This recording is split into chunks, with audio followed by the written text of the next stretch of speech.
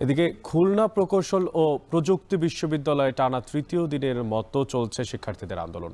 বন্ধ আছে ক্লাস, পরীক্ষা। 6 দফা দাবি আদায়ের এখনও অনড় শিক্ষার্থীরা। এদিকে শিক্ষার্থীদের ওপর হামলার ঘটনায় থানায় মামলা করেছে বিশ্ববিদ্যালয় কর্তৃপক্ষ। এই বিষয়ে আরও জানানোর জন্য ক্যাম্পাস থেকে যুক্ত হচ্ছেন সহকর্মী রামিম চৌধুরী। রামিম, আপনার কাছে জানতে চাই যে এখনও কি বিশ্ববিদ্যালয়ে থমথমে পরিস্থিতি বিরাজ করছে কিনা, কি দেখছেন সার্বিক পরিস্থিতি সেখানে দেখে? আর পাশাপাশি আজকে সারাদিনে ছাত্রদের যে কর্মসূচি সে সম্পর্কে কিছু জানতে পেরেছেন কিনা? অনেক আসলে আজকে কিন্তু কুয়েটের শিক্ষার্থীদের যে আন্দোলন তার তৃতীয় দিন আজকে। এবং আজকে আমরা সকাল থেকে দেখেছি যে একটি থমথমে পরিস্থিতি কিন্তু এখানে বিরাজ করছে।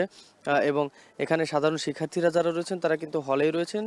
তবে তারা একটি বিষয় জানিয়েছেন যে আজকে বেলা 11টার পর থেকে কিন্তু তাদের কর্মসূচি শুরু হবে এবং এই যে দুর্বার বাংলা চত্বর আমি যেখানে দাঁড়িয়েছি এই চত্বরে কিন্তু তারা এখানে অবস্থান করবেন। এবং এখানে এসে কিন্তু তারা একটি বিক্ষোভ মিছিল করবেন এবং এর পাশাপাশি লাল কার্ড তারা প্রদর্শনীর একটি কর্মসূচি তারা রেখেছেন আজকে। এখানে আমরা গতকালকেও দেখেছি, কিন্তু গতকালকে পুরো বিশ্ববিদ্যালয় বেশ উত্তাল ছিল। তবে আজকে কিন্তু শিক্ষার্থীরা এখনো পর্যন্ত আসেনি।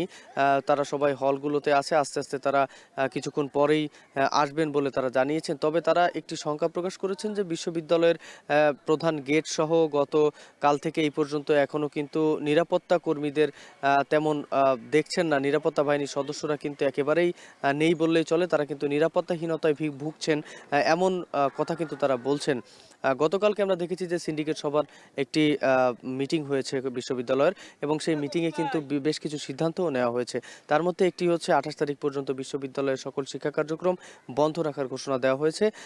এর পাশাপাশি আরও কিছু সিদ্ধান্ত জানানো হয়েছিল। এবং আরেকটি বিষয় একটু জানিয়ে রাখি, গতকালকে সন্ধ্যার পরে কিন্তু এখানকার একজন নিরাপত্তা কর্মীর বাদী হয়ে কিন্তু খুলনার যে খানজান আলী থানা রয়েছে সেই থানায় শিক্ষার্থীদের হামলা হয়েছে। সেই ঘটনাকে কেন্দ্র করে কিন্তু একটি মামলা দায়ের করেছেন এবং সেই মামলাতে কিন্তু 400 থেকে 500 জনকে অজ্ঞাতনামা আসামি করে তাদের বিরুদ্ধে মামলা খানজান আলী থানায় দেওয়া হয়েছে।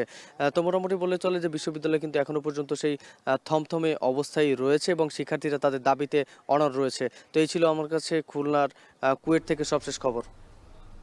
সহকর্মী রামিম চৌধুরী যুক্ত ছিলেন খুলনা প্রকৌশল ও প্রযুক্তি বিশ্ববিদ্যালয় থেকে। সেখানে তৃতীয় দিনের মতো ছাত্ররা তাদের আন্দোলন চালিয়ে গেছে।